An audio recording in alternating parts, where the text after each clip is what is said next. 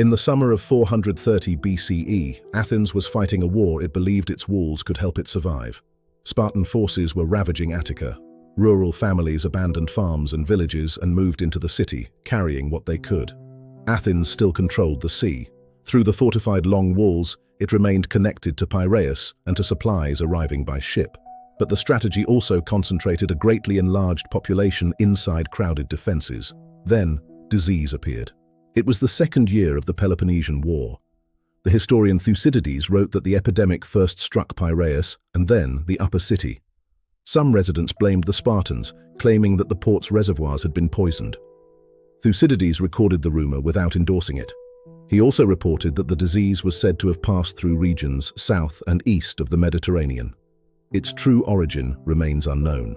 Thucydides described sudden fever, inflamed eyes, a burning throat, coughing, internal distress, skin eruptions, sleeplessness, and relentless thirst.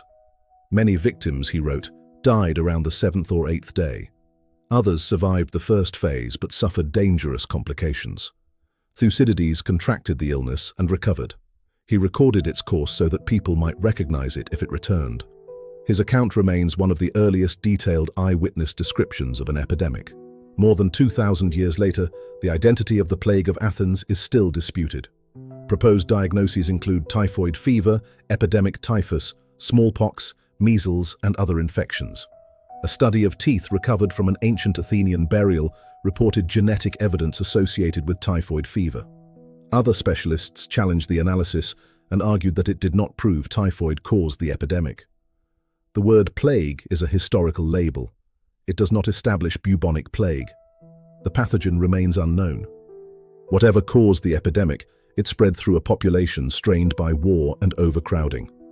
Physicians were exposed repeatedly and died in large numbers. Relatives and friends risked their lives by caring for the sick.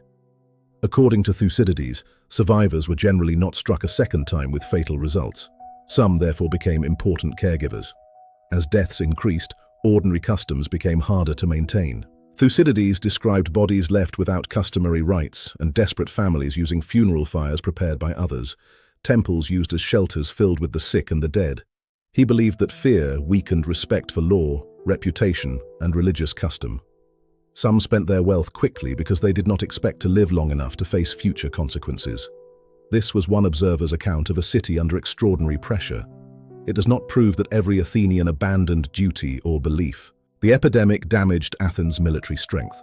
Across the outbreaks, Thucydides counted 4,400 hoplites and 300 cavalrymen among the dead. He could give no reliable total for the wider population. The disease never completely disappeared after its first arrival. It struck again with force in 427 BCE.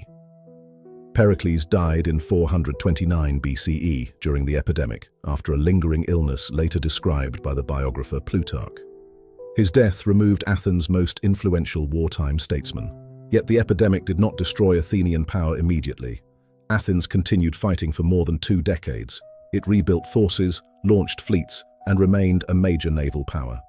Its defeat by Sparta in 404 BCE resulted from many causes, including military disasters, political conflict, financial pressure, and strategic failure.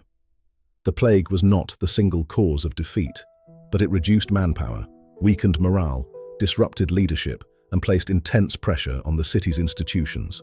The total number of deaths cannot be calculated precisely. Some modern estimates suggest that roughly 1/4 of the enlarged wartime population may have died. The evidence cannot support an exact figure.